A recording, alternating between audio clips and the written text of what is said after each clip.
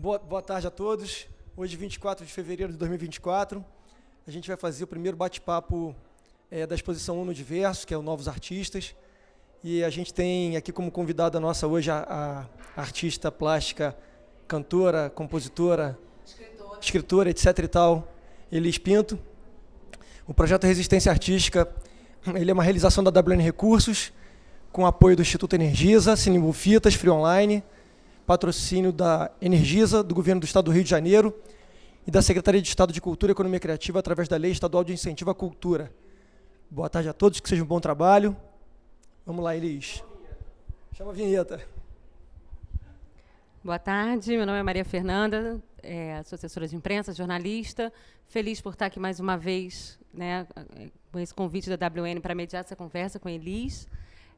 Agradecer a presença de todos vocês e aos futuros telespectadores aí do YouTube que possam apreciar essa conversa. Então, passando já a bola, o pincel para a Elis.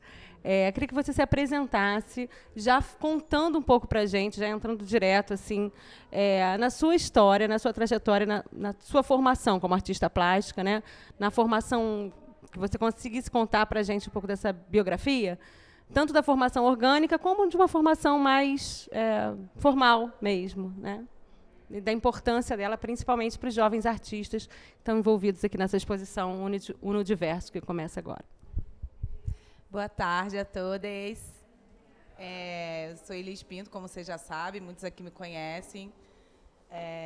Eu agradeço por vocês estarem aqui também, terem me esperado. E é isso, eu sou de Duque de Caxias, filha de professora, criada sem pai, mas ele existe, ele faleceu, mas ele existiu. Mas é isso, uma família majoritariamente de mulheres, né? E eu admiro muito essas mulheres da minha família. E o meu trabalho gira em torno de representar o feminino em geral, né? Eu venho do Parque Lage, comecei a estudar no Parque Lage em 2010, já aos 29 anos, grávida, e com uma série. E logo depois tive meu filho, passei por algumas violências no parto, e eu acho que isso me despertou um outro olhar sobre o que acontece com as mulheres, né? Como a gente precisa superar muitas violências e fluir no caos, né? E minha primeira série de pinturas se chama Elas Também Matam, porque eu sou formada também como bióloga, mas fiz um curso no Pontão, da UFRJ, na URCA, sobre políticas públicas, jornalismo de políticas públicas. E aquele curso me abriu bastante a cabeça, acho que foi em torno de 2009. Eu já tinha terminado a faculdade de biologia e rolou essa oportunidade de fazer esse curso. E lá eu entendi que tudo que a gente vê na mídia, nos comerciais, em todos os lugares, nos jornais, não são não são ingênuos, não são colocados de forma ingênua, né? Tudo tem um objetivo, e no Dia Internacional da Mulher eu estava ouvindo, não sei se era rádio, e ouvi uma matéria que dizia que as mulheres são as mais violentadas, as mais estupradas, as mais assassinadas, as mais atropeladas. Eu fiquei assim, gente, para quem serve esse tipo de informação no Dia Internacional da Mulher? Porque a gente não está falando das potências, né? E sim ressaltando que aos agressores, que somos agredíveis, nem sei como se existe essa palavra, mas que somos frágeis, que somos, né? E para nós mesmas, sabe? Até as mais atropeladas, espera aí, né? Então, assim, para quem serve? Então, eu comecei a primeira série de pinturas com imagens de mulheres armadas, de cenas de filmes, que eu vi todos os filmes, e capturava os fotogramas das imagens que eu achava mais interessantes, e aí reproduzia na pintura. Mas como era minha meu primeiro momento de liberdade para fazer o que eu quisesse, né? Eu vi uma imagem da Divine, né, num jornal, e eu falei, eu quero pintar isso aqui. Ela maravilhosa, com vestido vermelho, com uma arma e aquele cabelão louro assim. E fui ver o filme. E aí é uma crítica muito forte, né, a hipocrisia, a sociedade, a família, né, dos Estados Unidos. E eu comecei com essa imagem de Vine, que é uma travesti. Então, por isso, eu digo que eu represento o feminino, não só as mulheres. Elas também matam, não é as mulheres matam, né? E essa série aqui se chama Trópicos, a Vênus do Fim do Mundo, e tem muita coisa para falar sobre ela. E eu estou muito feliz de poder estar realizando essa exposição aqui e ter tido essa equipe maravilhosa. Obrigada, lindos. Bate palma para eles, gente. Eu falei para a Clarice ontem, eles nunca me disseram não. Isso já começa sendo muito bom assim, para mim, né? Sempre, mas vamos pensar, vamos ver. Porque eu falei, gente, então vamos deixar a parede preta. E eu queria muito realizar uma coisa que era um projeto que eu vi na minha casa. Assim, tinha uma luz dessa, uma luminária dessa no quarto do meu filho, e eu vi que as coisas se animavam mudando de cor. Aí eu falei, tem como a gente fazer aqui? Já que a parede vai ser preta e tal. Eles falaram, a gente tem essa lâmpada. Então vamos pintar a parede. Então vamos começar e é disso que a gente precisa, né? Vamos começar falando sobre essa obra que você, já partindo para as obras aqui, sobre essa obra que você produziu aqui, né? O que ela tem a ver com como ela conversa com as suas outras obras, com o tema que você trabalha, se você quiser apresentar o tema. Eu acho que eu preciso contar, né, que essa série eu aproveitei para falar do mesmo tema e experimentar várias técnicas. Ela se chama Trópicos, a Vênus do Fim do Mundo. Eu gosto de nome grande mesmo, para os títulos. E eu me inspirei no livro do Hans Staden, né, Duas Viagens ao Brasil.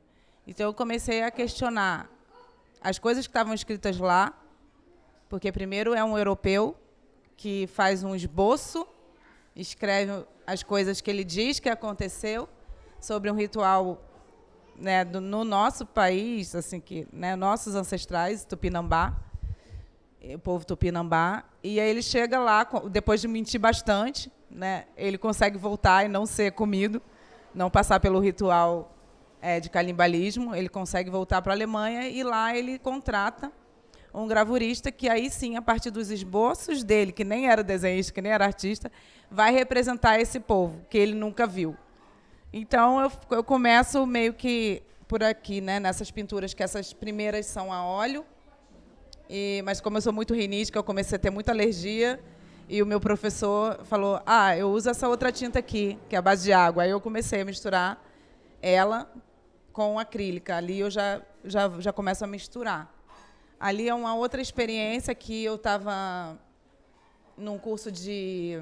Eu queria até ter trazido, mas eu esqueci, de cerâmica. E nesse curso de cerâmica teve essa experiência com astilo, que a gente queima a tela, né, para fazer com a tinta mesmo a impressão em outra superfície. No caso, é muito usado para fazer estampa de roupa. Mas essa experiência era para a gente criar azulejos, para estampar no azulejo. Eu não tenho a tela mais comigo, a matriz, mas a ideia é muito boa, né? Aqui, esses trabalhos já foram feitos no Parque Lage também, quando eu era monitora do curso Experiências Gráficas. E aí tinha uma feira, aí eu resolvi fazer alguns livros. Esse é um dos livros, mas acho que livro também é uma boa coisa para a gente fazer, assim, no começo, principalmente, impressos, né? Participar de feira de impressos. Eu participei de muitas no Rio. Babilônia Feira Hype e outras, né? Ali eu estava num ateliê Codorna, um ateliê coletivo, esses dois quadrinhos aqui. Aquele lá de cima é uma gravura feita na prensa e tinta óleo, num papel vegetal, que foi nesse mesmo momento das experiências gráficas. E esses dois quadrinhos, eu estava num ateliê de pintura, um ateliê coletivo, e, ao invés de pintar, eu resolvi que eu queria trabalhar com papel. Sabe aquela coisa assim, que você fala que vão chamar de autossabotagem, problema psicológico. E aí, uma das colegas começou a fazer um mosaico, que agora está lá no metrô Nossa Senhora da Paz. E aí ela começou a quebrar, cortar, né, os azulejos, e eu não pude mais trabalhar com papel preto. Eu falei, e agora? Como é que eu vou trabalhar dessa poeira? Aí comecei a ajudar ela. Ah, você quer trabalhar com a gente aqui e ajudar? Eu falei, então tá, eu quero aprender mais e vou. E essa série toda é uma série que me permitiu isso. Ao invés de ficar pensando em tema, o que eu vou pintar agora? O que eu vou pintar agora? De que eu vou falar agora? Eu quis falar disso de uma forma que foi uma pesquisa muito forte para mim, não só de pensar isso, né? Como que o outro olha para a gente, representa a gente, e a gente não tem esse poder, né? Mais uma vez, política é isso, é você poder representar a si mesmo, é ter esse poder, as pessoas olharem o que você faz, isso é um poder do artista, né? Agora, colocar isso no mundo já é um outro desafio. Eu nunca tive problema. Eu não sou muito apegada com a minha arte visual. Eu não sou tão exigente, tipo, ai, não está perfeito, não. Claro, eu vou tentar fazer o máximo possível para ficar o melhor possível. Mas eu acredito que a gente tem que incorporar também os problemas, os defeitos, ressignificar eles, não ficar se exigindo tanto e não querer mostrar trabalho, sabe? Ai, não, isso aqui não está bom, não tá. Para com isso. Né? Esses 3 aqui, teve uma portuguesa que foi lá no Parque Lage e quis comprar, só que era a minha primeira pintura dessa série. Eu falei, eu não posso vender agora. Eu ainda nem terminei, eu estou desenvolvendo aqui uma pesquisa e ela já quer levar por R$300, sei lá.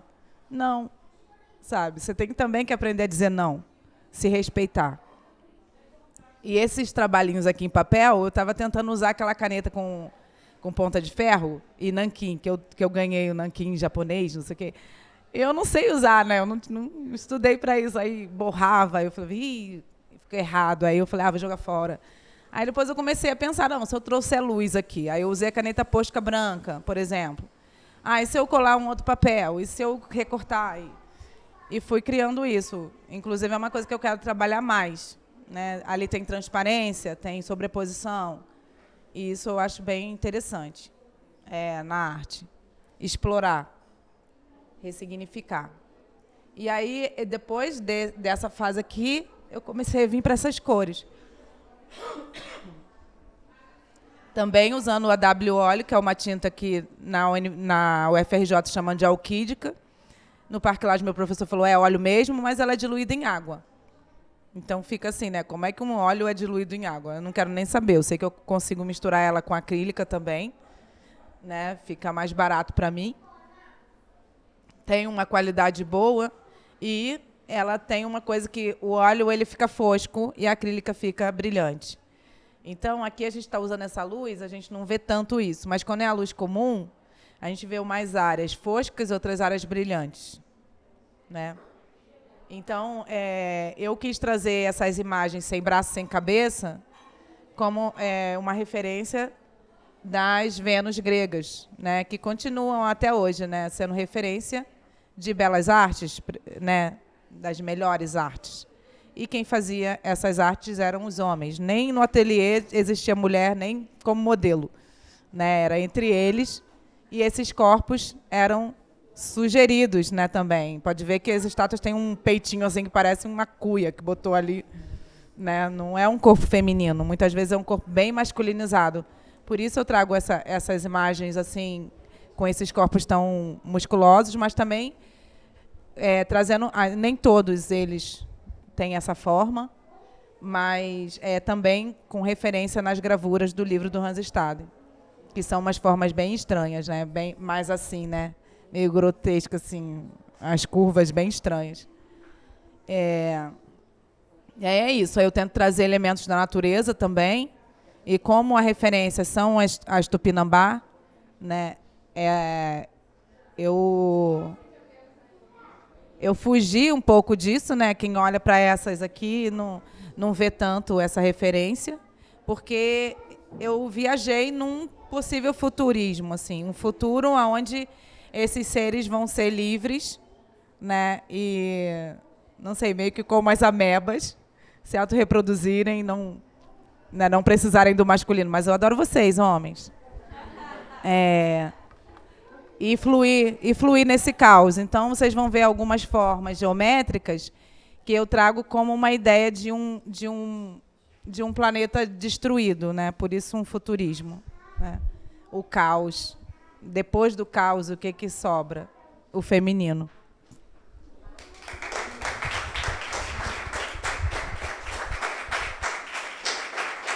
Obrigada. Eu ia pedir para você falar um pouco sobre inspirar mais ainda, né, esses jovens artistas que estão aqui. E dando, acho que você já falou nesse processo seu de criação, você deu técnicas, falou de valores, falou de postura, né, falou enfim, acho que de vários pontos que podem servir como inspiração para eles.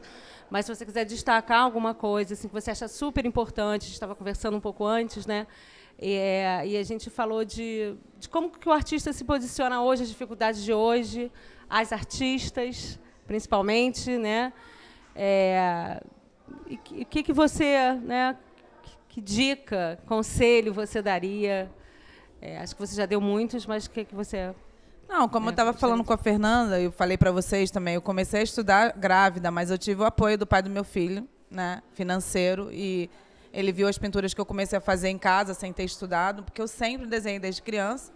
Mas eu falei, gente, o desenho não é o meu grande dom. Eu não sou desenhista. Eu gosto de desenhar, mas eu não me considero uma desenhista. Fiz curso, trabalhei com desenho até para exposição no Oi Futuro, né? Desenhamos bailarinos que se apresentaram lá também, no mesmo evento, e a gente desenhou eles no tamanho do corpo deles, né? No tamanho real. Então, realmente, eu gosto do desenho, mas não sou desenhista. Eu gosto de fazer arte. Então, eu utilizo todas as ferramentas possíveis. Eu sou editora, eu sou escritora. Só que, enfim, eu acho que a gente tem que usar tudo que a gente pode, que a gente consegue fazer minimamente bem, para se manter no mundo da arte. Eu tenho alguns vídeos no canal da Cultura, da prefeitura daqui, que eu consegui vender, né, na quarentena. E isso foi muito importante, porque eu consegui continuar trabalhando na quarentena. Fiz campanha para vender quadro, fiz campanha pedindo dinheiro, fiz campanha, né? Então, assim, é isso, a gente tem que ser malabarista, né? Jorge Salomão, que era amigo lá de Santa Teresa, irmão do Ali Salomão, ele falava, o artista é malabarista, né? Tem que fazer de tudo. Eu criei meu site, e isso tudo sendo mãe, né, de um bebê. Então, assim, já teve crítica de uma pessoa chegar lá em casa e falar assim, nossa, que fogão sujo. Eu falei, querida, o negócio está bem ali, você quer limpar? Tem Bombril ali, porque eu estou editando um filme. Minha primeira exposição no Sesc Madureira, não, no Sesc São João de Meriti, foi com uma equipe só de mulheres também, chamada Terreiro de Ideias. Elas me conheciam de Caxias, porque eu sou de lá, acho que eu já disse isso, né? E tinha o Cineclube Mate Congu, que eu, inclusive, faltava algumas aulas de biologia para ir para o Cineclube. Sempre fui muito cinéfila. Agora que eu quase não vou ao cinema e vejo muito pouco filme, mas eu gostava muito mesmo. E a minha formação visual, eu acredito que é muito mais do cinema, né? O cinema russo, o cinema italiano, o cinema americano, o cinema francês, né? Cinema preto e branco, todos eles, né? Eu não sei porque eu estou falando tudo isso, mas é isso. O artista ele tem que ser tudo. Eu criei meu site, aí Facebook naquela época, né? Sou dessa época. Tenho o LinkedIn, tenho a página do Instagram, mas o quê? Blog de escrita, né? Não, Tinder é outra história. Aí é sobre isso. Se você não tem como financiar pessoas para trabalharem para você, você vai ter que escrever sobre o seu próprio trabalho, né? Você vai ter que fazer boas fotos que você consiga imprimir. Se você não consegue vender quadro, você vai vender foto da sua tela, como eu faço também, né? E não achar que isso é menos, que isso é pequeno, que isso é, sabe? É fazer o melhor que você pode, com papel de caderno, com qualquer coisa, com lixo. Eu sou a maior catadora. Se me ver carregando o negócio do lixo, não repare. Porque é por isso que eu não caibo numa casa pequena. Mas você não vai para um quarto? Não tem como. Não caibo. Esse que é o mal de ser artista. Eu fico com inveja dos fotógrafos. Né? Eu falei, pô, você guarda tudo no HD, né, mano? Aí quer reclamar, né? Aí eu também queria. A gente, além de ter que guardar tudo nos HDs externos, né, fazer a foto boa, né, aprender a tratar minimamente no Photoshop, ainda tem que ter os seus HDs externos. Eu acho que é basicamente isso. O artista tem que se virar enquanto ele não tem ninguém para fazer por ele.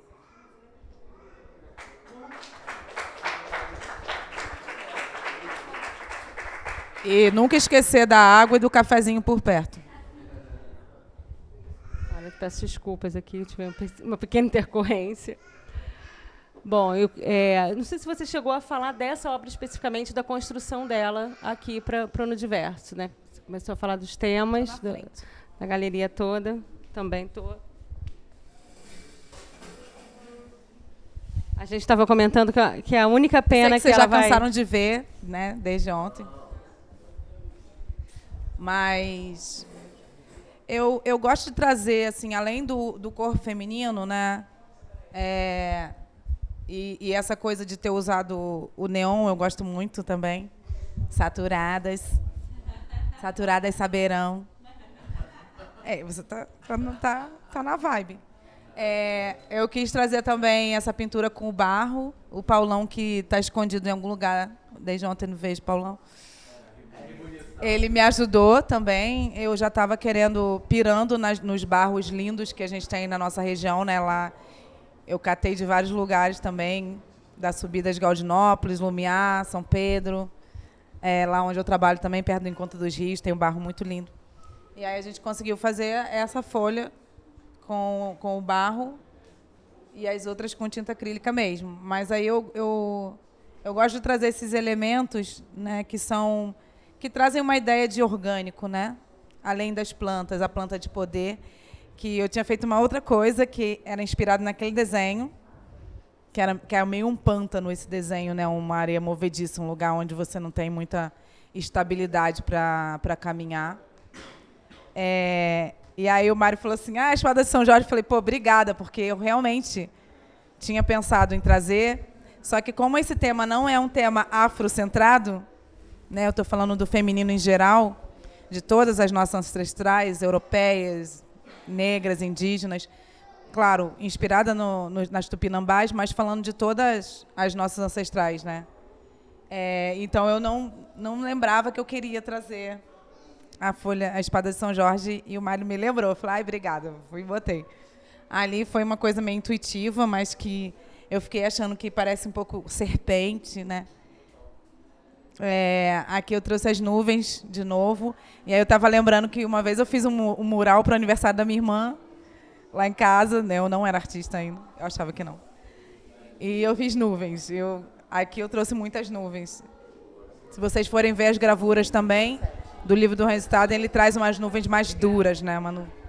Aí eu quis trazer essas nuvens mais fluidas, assim, que são quase mancha, quase borrão, né? Aqui eu brinco que pode ser uma vida meio biológica ali se criando nesse espaço, não sei, assim, radioativizado, sabe? Com poluições, com coisas que pode surgir um monstro, fagocitoses, coisas assim. E aí a flor da bananeira, né? Que eu esqueço o nome sempre, quem é que sabe? Mangará. E aí eu estava fazendo manchinhas, aí de novo o Mário falou assim, aquelas manchinhas da pintura, né, do corpo, que os indígenas eles se pintavam para ir à guerra, né? Eles faziam como umas manchinhas como se eles fossem onça pintada. E aí eu trouxe essa pintura para o corpo feminino, porque no livro diz que quem fazia todo o processo do ritual, depois dos homens irem à guerra e trazerem os seus prisioneiros, né, cabia ao chefe somente dar uma paulada na cabeça do capturado, depois dele ter ficado assim, como eu falei, né, o Hans Staden, ele ficou muito tempo lá, ele conseguiu ir ludibriando e não ser morto, né, e conseguiu ir embora. Mas era para ele ter virado churrasquinho. E aí quem cuidava de todo o restante do processo, de esquartejar, inclusive tinha parte do ritual que as mulheres se banhavam com o sangue, as mais velhas bebiam, as mais novas banhavam os seios, porque a ideia deles era absorver o que esse inimigo, né, esse adversário tinha de bom. Então era um ritual para se alimentar do outro, né? Não era um ritual de maldade, assim, né? Como é meio que figurado, né? Canibal. Não, era um ritual que eles acreditavam, sim, que pegariam o poder do outro através de comer o outro, né? E aí, mais uma vez, a partir da música, da Tropicália, né, que eu fui ter acesso a isso. E um dia eu tive acesso ao livro. Eu fiquei assim, por que me fizeram ler A Moreninha? Ao invés de me mostrar esse livro, que é tão importante. Né, que gerou o movimento antropofagista, que influenciou Oswald de Andrade a escrever o Manifesto Antropofágico, né, que influenciou a literatura brasileira, que influenciou a música, a arte. Então, eu fico assim, é muita coisa que nos negaram, né? E é isso, acho que não tenho muito o que falar, não. E aí, por isso que eu falei da banana, que eu fui e botei as pintinhas na banana, que eu achei uma ótima ideia. Obrigada, Mário. E alguém tem alguma pergunta? Era isso que eu ia dizer agora, que a gente podia abrir, né? Temos alguns minutinhos, que a gente podia abrir a perguntas. Só não me perguntem como eu durmo. Quem vai? Não, esse foi o primeiro. Eu estava meio que assim, será que eu vou conseguir? Aí ficava olhando um monte de postagem de pessoas que fazem, perguntando a outra artista. Aí o Paulão chegou e a gente misturou. Aí ele falou, não, tem que coar bastante, tal, porque tem várias pedrinhas. E realmente é muita coisa que tem que coar. E aí depois eu trouxe produtos, ele trouxe alguns e a gente misturou. Só que eu achei que o melhor resultado fica mesmo só com a cola branca. Cola cascorês, que eu gosto muito de usar. Mas aí eu deixei bastante textura, né? Tinha um barro que não estava tão coado, que eu achei interessante. Aqui, por exemplo, parece um pouco vísceras, né? Ainda tem muito para explorar nesse trabalho, eu acredito. Eu quero fazer esculturas, azulejos, quero fazer... Aí a gente precisa, né, de financiamento.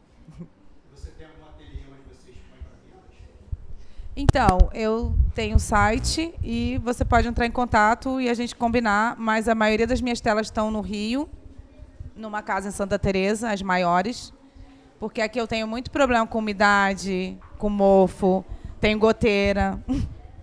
Então, eu botei a maioria das minhas coisas que estão aqui num espaço que é mais reservado, que não tem goteira por enquanto, mas eu ainda não consegui organizar, acabei de me mudar. Mas se você me procurar no Instagram, Elis Pinto Artes, tudo com S. A gente pode se comunicar. Então, eu escrevo, inclusive tem um livro não publicado de mais de 100 páginas. E algumas coisas que eu ainda nem tirei do computador. E tenho três textos pela editora Malê, num livro Vértices, Escritas Negras, e algumas outras publicações menores. Mais alguém? Gente, pergunta alguma coisa, tô aqui. Eu falei tudo, né? Não queria fazer uma pergunta, não, mas eu queria pontuar uma coisa na sua fala que eu achei importante. Tá legal. Se apresenta. Tá, meu nome é Mário Macena, sou um dos curadores da mostra aqui. Eu queria pontuar uma coisa muito importante que você falou, e é importante para todos os artistas, mais novos, menos novos, que é o entendimento do que é arte, o que é arte contemporânea. Durante muito tempo, a arte era como se fosse uma coisa que viesse de algum lugar especial, e aquele artista com aquele dom, aquela sensibilidade captava isso, e fazia uma obra-prima que ia valer muito dinheiro, aquela coisa, a masterpiece, enfim. Só que isso foi um tempo, uma ideia, uma coisa idealizada que já passou. A gente vive na sociedade contemporânea, tá? E nós vivemos os dias de hoje, né? A história da arte está aí documentada, uma história europeia. A gente pode se inspirar nela, a gente pode ler, a gente pode admirar. Ela foi pesquisar as gravuras do Hans Staden, enfim. Mas a arte tem que ser feita hoje para hoje, né? A gente tem que falar coisas que são importantes no mundo hoje, tá? Eu só queria pontuar isso. Agradecer a Elis mais uma vez, tá? Ter aceitado o nosso convite, ter participado do projeto No Diverso, em sua segunda edição. E eu queria salientar, além do artista multi, né, que tem que fazer o seu trabalho que vai além da arte, também dizer que eu tive um momento que, sim, eu tive apoio financeiro do pai do meu filho, né? Eu até brinco, falo que ele achava que eu ia ser a aposentadoria dele, né? Se você não pintar, a gente está ferrado. Quando eu começava a querer cantar, querer fazer outra coisa, fazer vídeo, vai fazer vídeo agora? Né? Sim, bom. A gente tem que se permitir também, né? A sociedade, né? A sociedade machista, não sei, vai sempre querer tolir, né? Dizer que você não vai conseguir, melhor parar. Agora eu me atrasei porque eu trabalho também numa pousada no fim de semana, né? Eu também faço unhas, spa dos pés, cabelo, sou cabeleireira. Durante a faculdade de biologia eu estudei, trabalhei 5 anos em salão, mas não gosto desse ambiente de salão. Então eu criei o meu próprio modo de trabalhar com isso, porque eu percebi que eu não podia me dar o luxo de abandonar nada que eu sei fazer e que eu posso ganhar dinheiro com isso. Eu tenho que agendar as coisas e conseguindo associar as coisas e não abandonar nada. É por isso que eu disse que cada um tem a sua história, sua trajetória, sua realidade. A minha não é igual a de vocês. Cada um tem as suas dificuldades, mas o importante é não parar, não desistir, né? É ter sempre ali o seu espaço minimamente organizado para você ter, quando você tiver uma vontade de realizar algo, mesmo que não seja algo definitivo, não ficou bom, não ficou bom, não ficou bom. Isso daqui é uma pequena parte do que eu fiz e ficou bom. Muita coisa ficou uma merda, nunca vou mostrar, né? Eles me devolveram um monte de coisa que eram boas para mim, né? Mas que não cabia aqui nessa exposição por uma questão de curadoria. Então é isso, não achem que vocês vão no primeiro trabalho, já está pronto, tá bom. Aí o menino falou assim, é a música que te inspira? Eu falei, não, a música me ajuda a não enlouquecer. Mas você tem dom, né? Nasceu assim. Eu falei, não, muita prática, mais de 10 anos. Fui assistente de 2 pintores, inclusive um deles, o Chico Cunha, ele não é só pintor, né? Teve esse trabalho com desenhos também, que foi para o futuro, tudo na mão, né? Tem uma lerzinha aqui. Mas ele também, eu trabalhei com escultura também, para uma outra exposição dele, 2015 e 2019, foi a outra, fazendo o protótipo das esculturas, que depois ele transformou em balas, e a exposição era assim, vários dessas estatuazinhas lá no iFuturo, cobrindo o chão inteiro com bala e esses bonecos de bala, né? Como referência ele tinha o Bruegel. Então, assim, não é assim, meu desenho não é a melhor coisa do mundo, mas a gente tem várias técnicas, inclusive técnicas bem antigas, de reproduzir uma imagem sem saber desenhar. O meu professor Luiz Ernesto, foi meu primeiro professor lá no Parque Lage, ele falava assim, eu falei, Luiz, o meu desenho é uma merda, eu tenho que ficar consertando tudo com a pintura. Aí ele, mas o desenho não é importante, mas só que eu achava que era, porque na hora de resolver, você tem muito mais trabalho, né? Aqui, por exemplo, eu falei, gente, tem como ter um projetor? Que eu fiquei pensando em várias possibilidades, né?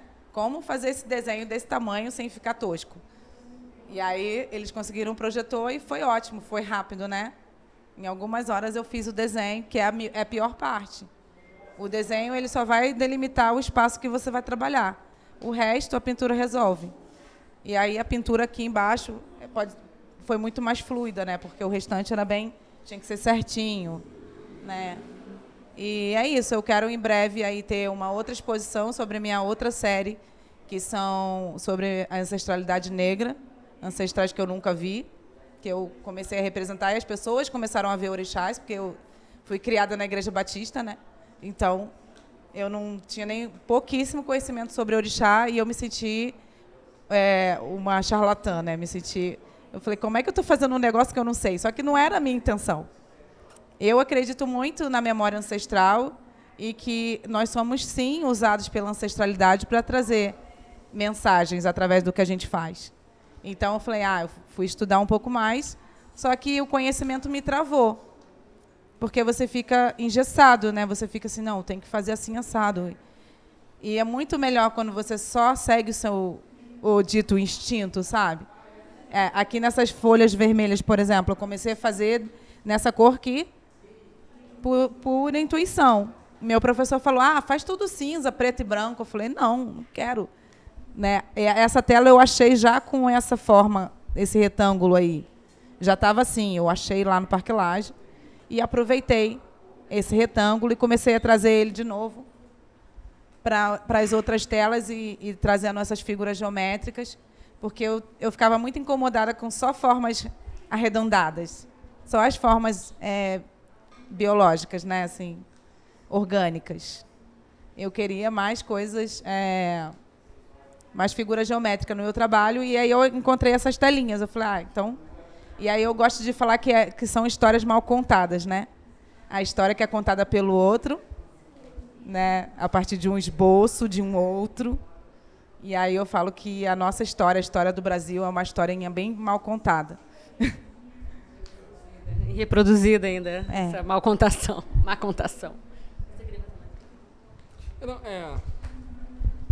Dá licença.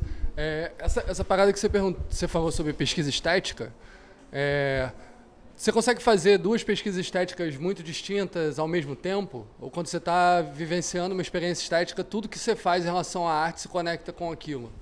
Não, então, às vezes eu tenho até dificuldade em lembrar quando que eu parei uma série e comecei a outra, mas eu acredito que essa daqui eu comecei em 2015, a primeira eu comecei em 2011, fiz a exposição em 2013, primeira exposição. Aí comecei essa, só que essa daqui durou muito tempo fazendo, sabe? Muito tempo. E ainda quero fazer mais coisas, como eu disse. Em outros materiais, acrílica, cerâmica. Tem uma estatuazinha de cerâmica que eu não trouxe, mas podia ter trazido, que é uma ocarina. Eu não consegui que ela saia o som, mas é uma ocarina. Mas aí, quando você está, por exemplo, mexendo com música, cantando, ou compondo, ou escrevendo, também está ligado a essa mesma pesquisa estética? Não, mas eu encontro elementos. Por exemplo, eu estava falando dessa pena, né? Eu estava lendo o livro, primeiro eu vi as imagens numa revista. Aí eu achei o livro, acho que tinha na minha casa, eu não sabia, né? E aí eu comecei a ler o livro e comecei a pintar ao mesmo tempo.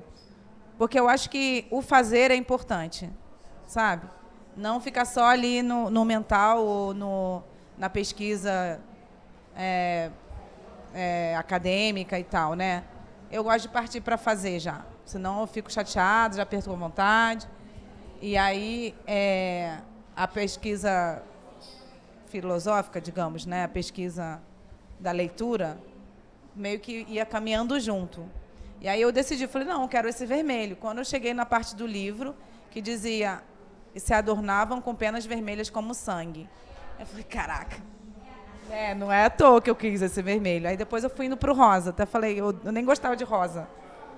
Aí eu comecei a trazer o rosa, contra a minha vontade, e acho bom, porque lembra um pouco carne sem, né, o corpo sem pele, não sei, uma coisa meio assim, carne viva.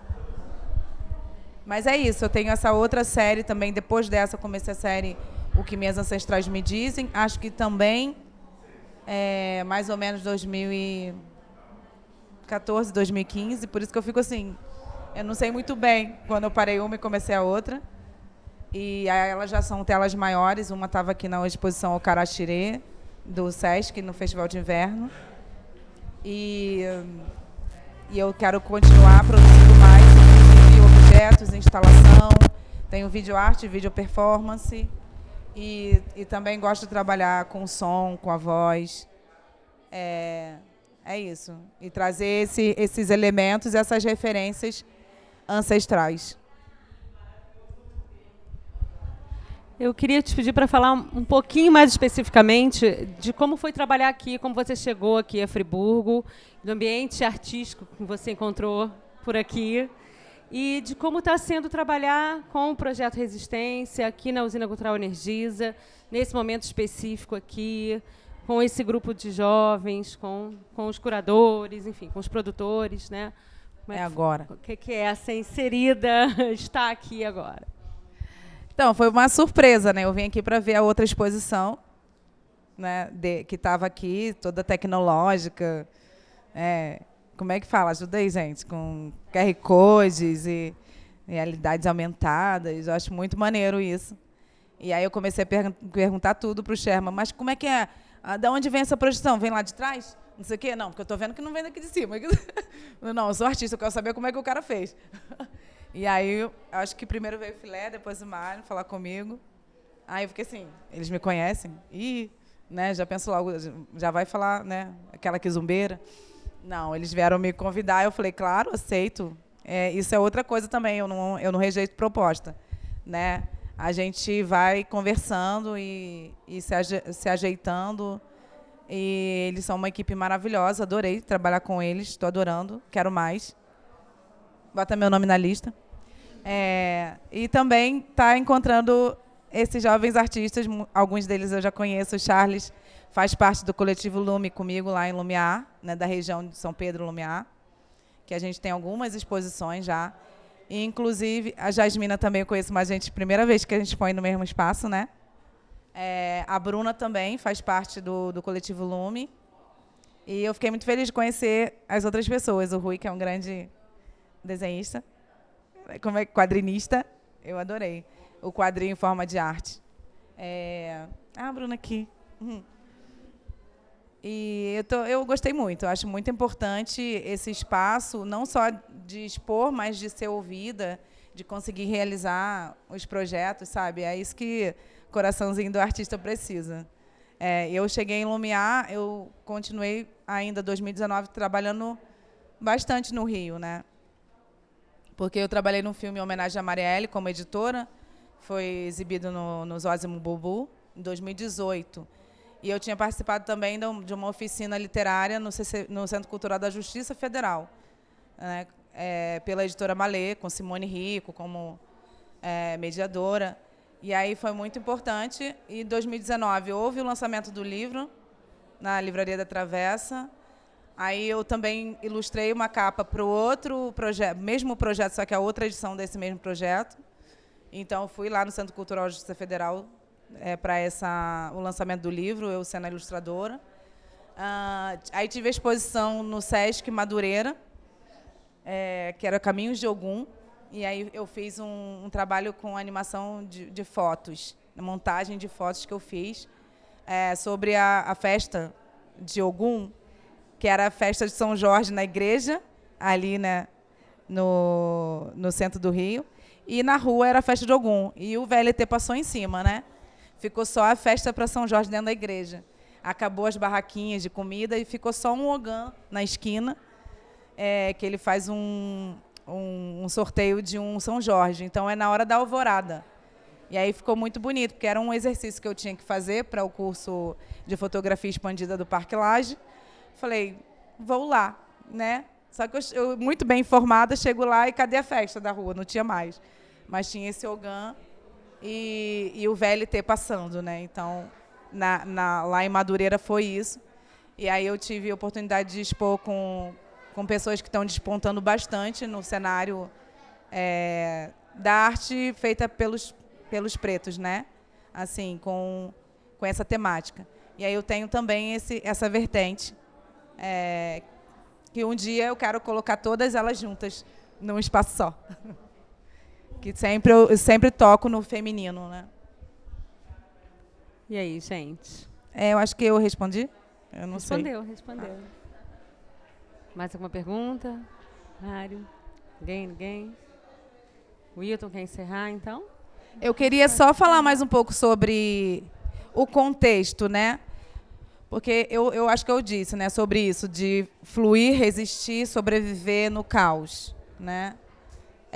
E aí eu estava falando até com a Maria Fernanda que eu faço uma relação entre como essa sociedade colonialista colonizadora. Né, trata não só a natureza, mas também o feminino, né? Não só as mulheres, mas as pessoas trans, né? Ser o feminino parece que ofende, né? Incomoda. Aí eu faço essa referência entre como essa relação com a natureza também está relacionada com como é tratado o feminino. Por isso, esses elementos. É só, obrigada. Agora, acho que não fica faltando nada, né? Eu ia lembrar isso, que que você precisava falar mais né, sobre o feminismo, sobre o colonialismo na sua obra toda, mas cada imagem sugere muita coisa, né? Acho que se a gente puder ficar aqui conversando, a gente vai, né? É a leitura que cada um tem a partir dos elementos que cada um tem, a gente fica... a mim, por exemplo, a gente está apontando aqui, né? Mas a estátua em si, né, já é uma questão assim dentro da história da arte. Mas tem uma questão da dureza da estátua, da dureza da rigidez da própria história da arte e desse contraponto orgânico. A resistência que você faz, ao né? tempo. Mas essas imagens, corpos nus femininos depredados, sem cabeça, também tem muitas leituras, né? Aquele cabelo ali puxado, isso que eu ia falar, uma coisa tão, né? Enfim, aí cada um tem a sua leitura, mas a sua obra provoca muito. Acho que o Wilton podia falar um pouquinho agora, né? Uma felicidade para a gente, né? Estar recebendo ela aqui. E é isso. Muito obrigada por esse papo. Obrigada. Obrigada pelo seu trabalho. Eu queria só fazer um adendo assim, né, sobre o processo do artista e a sua arte, que sim, não é terapêutico, mas sim é cura, é autoconhecimento, é um processo de cura, sim. Eu sinto que a minha primeira série era muito violenta, assustava, tinha gente que não queria nem ver, falava assim, eu não vim aqui para ver isso e ia embora, virava as costas. E ok, eu não estou aqui para agradar. Isso é uma coisa importante para o artista, né? Se a gente for ficar pensando em fazer o que vai ser aceito, a gente não cria. Não é verdade, não é real para a gente, né? É artesanato. Não sou artesã, sou uma artista. Não sou obrigada a agradar. Mas eu sinto que essa última série, né, O que Minhas Ancestrais Me Dizem, é o nome dela, ela já traz mais conciliação comigo mesma, sabe? Porque a gente passa por momentos de ter que romper barreiras, né, para chegar num momento de poder simplesmente criar e o seu trabalho ser aceito por quem tiver que aceitar, né?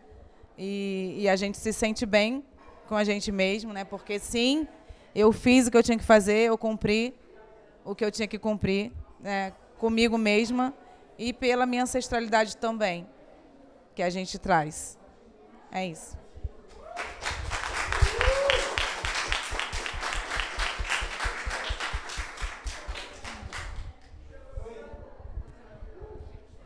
Bom, então, para finalizar, eu queria agradecer mais uma vez, Elis, esse bate-papo sensacional que você fez com a gente aqui agora. Eu tenho, né, essa coisa de ser o gestor do projeto, mas a gente gere todo mundo junto. Todos nós aqui temos liberdade para conversar com todo mundo, o que a gente acha que é legal, o que a gente quer fazer, o que a gente não quer fazer. Então você falou uma coisa muito importante, que todos aqui são diferentes. Todo mundo é diferente. O legal é a gente se respeitar, né, dentro da qualidade de cada um, dentro da dificuldade de cada um, e ter sempre espaço aberto para que todos consigam se expressar, colocar suas emoções, colocar suas qualidades, suas técnicas para trabalhar. E num lugar que a gente tem hoje privilegiado, no centro da cidade, uma galeria toda preparada aí pelo Grupo Energisa, a gestão da Mariana, que está aqui por perto, em algum lugar, né? Então, a gente, hoje eu coloquei no nosso grupo lá, do WhatsApp, que todos estão juntos, muito rapidamente, muito sucinto, mas a felicidade de poder ter esse trabalho hoje com todos vocês, artistas, curadores, a produção, a parte toda técnica da Energisa, que viabiliza todos os artistas consigam se expressar, ter seu espaço, né? O projeto Existência Artística está na sua segunda edição. Essa é a segunda exposição da segunda edição, então já é a quinta exposição que a gente faz. São em torno de 23 fornecedores diretos. Isso gera mais de 200 empregos diretos para cada exposição, fora os artistas. Então, assim, é muito gratificante a gente ter esse trabalho aqui com seriedade, com respeito e com carinho e com amor. A todo mundo que está aqui, eu só posso agradecer, mais uma vez, todos vocês que acreditam e que participam do projeto. Muito obrigado.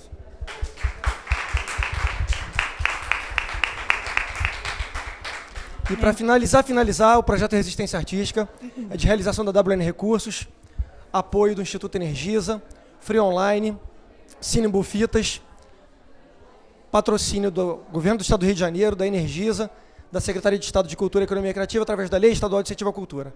Beijo, abraço, até a próxima. Valeu. Eu quero falar mais uma coisa, a última. Última. Quando você perguntou, né, como é que foi trabalhar aqui e tal, a equipe, eu sinto que eles me perguntaram, é uma equipe de homens, não sei o quê, como é que você se sente?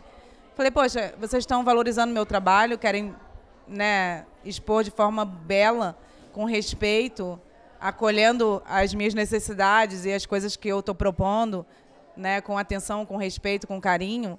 Eu não sou contra, de forma alguma, né, o trabalho dos homens. E que eles estejam gerindo, mas que eles estão pensando, sim, em inclusão, né, e o que eles ainda não conseguiram fazer com que dê certo, a gente está aqui para também dar a nossa opinião, também sugerir, porque não adianta criticar e não propor nada melhor, né? Só jogar pedra. Eu acho que a palavra maior é a união, né? Apesar de as minhas mulheres aqui estarem dizendo o contrário, a esperança ainda existe, que exista harmonia, né, entre todos os gêneros possíveis. É isso.